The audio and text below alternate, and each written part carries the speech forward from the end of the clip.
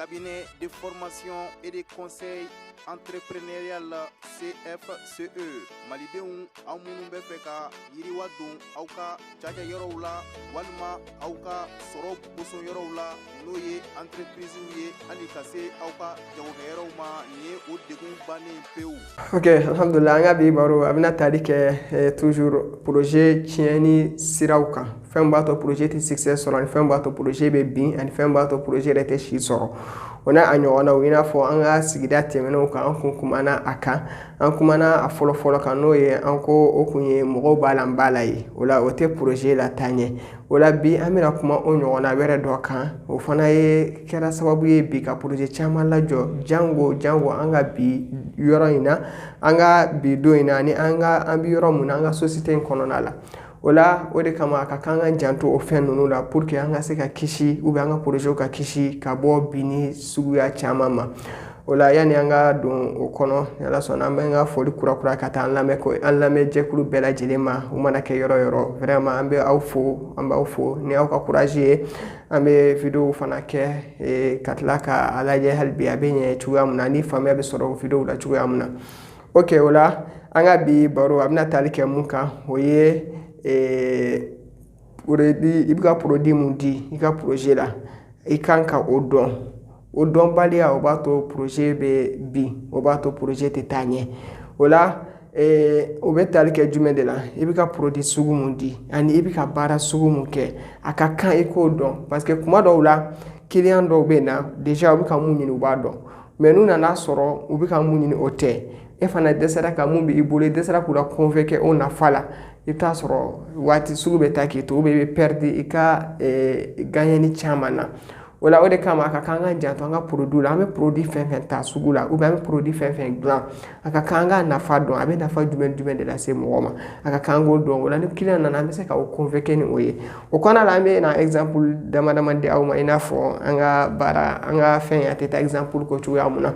o la ne yɛrɛ sɔrɔ n taara produit caman san yɔrɔ dɔw la n y'a jateminɛ olu la o la o kɔnɔna la n ko a ka di n ye pour que n ka se ka hakilina d'aw ma an k'an janto o la i t'a sɔrɔ a tɛ san kelen ɲɔgɔn bɔ ne taara tulu dɔ san mais tulu in date sɛbɛn don o de bɛ sɛbɛn tulu kan mais ne kun hakili la n ko ye date ban don ye parce que a sɛbɛn don tɛmɛna ka ban déjà o de y'a to a produit la. Mais ne y'a san ka pendant 24 heures ne ma se k'a faamu ne seginna n y'a san yɔrɔ n taara yen ka taa a f'u ye déjà n kun bɛ mun kɔ n y'a sɔrɔ a date banna mais cɛ ma se ka ne la convaincre ni foyi ye mais ja ale yɛrɛ t'a dɔn mais ne obligera ka feere jɔ n ye a ka produit segin a ma mais ni ale kun b'a dɔn fo kɔfɛ de ne nana bɔ a kalama mais ni ale kun b'a dɔn k'a yira k'a fɔ ne la ni ye date bɔ dɔn de mais date ban don o ma sɛbɛn a la ou bien c'est-à-dire date hakɛ dɔ de bɛ yen ni a ser'o ma bɔli kɔfɛ dɔrɔn o kɔrɔ k'a date banna o la o ye exemple dɔ ye exemple filanan dɔ fana ye mun ye tuguni a ma mɛn o kɔni o tɛ kalo kelen yɛrɛ bɔ n taara produit dɔ san projet dɔ bolo a projet dɔnnen don bi kosɛbɛ wa u bɛ online de kɛ i bɛ u wele u bɛna produit d'i ma f'i sigiyɔrɔ la vraiment u bɛ se o la kosɛbɛ mais problème jumɛn de b'u bolo o de ye produit ne kun bɛ mun kɔ an y'a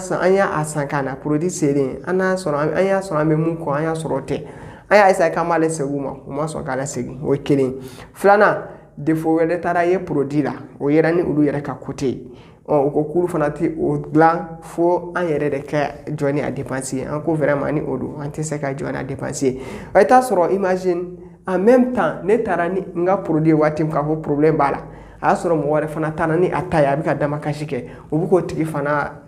lamunumunu i t'a sɔrɔ ni sugu minnu bɛ kɛ an ka produit la tile kelen fila i t'a sɔrɔ client bɛ bari k'i bila i yɛrɛ t'a kalama mais mun de don parce que i m'i janto client na mais o fana ni a kɛcogo don an bɛna baro kɛ o kan dɔ wɛrɛ mais i t'a sɔrɔ an bɛ client labila an bɛ sugu la client de kama an ka ɲɔgɔn nɛgɛ bɔ la sugu fɛn bɛ sigi a bɛ sigi client de kama ni client bɛ yen sugu bɛ yen ni client tɛ yen sugu tɛ yen o la fɛn bɛ se k'a to client bɛ na an b'an janto o la fɛn bɛ se k'a to client bɛ boli ka bɔ an ma an b'a essayer k'o éviter ani ka se k'an ka sugu ɲɛ o ye a filanan ye a sabanan o bɛ tali kɛ carte transporteur dɔ de la i bɛ taa sɔrɔ a tɔgɔ donnen don yan bi kosɛbɛ jamana in yɛrɛ kɔnɔ ni u tɛ fɔlɔ u bɛ filanan y'a la o la i bɛ taa sɔrɔ olu fana an voyagera a la mais an kɛlen ka segin an ka minɛn dɔ perdira minɛn perdira an bɛ ka taa ka segin kɛ o bɛ k'an lamunumunu mais c'est à dire kuma bɛ yɔrɔ jumɛn de ye à la fin minɛn ma ye u ko k'olu tɛ jɔ a garanti kɔrɔ minɛn dun valeur ka bon o la i bɛ taa sɔrɔ ni client y'a ye k'a fɔ vraiment ne mako sara aw kun kɔrɔ mais aw tɛ ka jɔ ne garanti kɔrɔ a bɛ perdi minɛn na quoi o de kama nin yɔrɔ in na an ma profiter k'a fɔ fɛn ba dama dama de bɛ client bɛ produit san o de kama a fɔlɔ fɔlɔ nafa mun bɛ produit yɛrɛ la client bɛ taa o de kama c'est à dire ale bɛ ka mun ɲini a la ni a y'o sɔrɔ a la o ye a fɔlɔ fɔlɔ ye filanan produit yɛrɛ sɔrɔ cogo c'est à dire ni client bɛ ka produit dɔ ɲini ni produit sɔrɔli n'a bɛ dépense lase a ma n'a bɛ yɔrɔ jɛɲɛ lase a ma i n'a fɔ produit in bɛ yen mais a yɔrɔ ka jan kojugu o bɛ client décourager a tɛ se ka produit san tuguni a sabanan o ye produit yɛrɛ a garanti produit n kun b'a kɔ n ye nafa sɔrɔ a la mais a yɔrɔ kun ka jan a yɔrɔ surunyana mais produit sɔrɔlen kɔfɛ n kun bɛ ka mun ɲini a la o juste est ce que o de b'a la ou bien n y'a sɔrɔ o tɛ n ko n bɛ taa a lasegin ou bien n ko n bɛ taa a falen o ma sɔn o fana ma i bɛ taa sɔrɔ o fana b'a to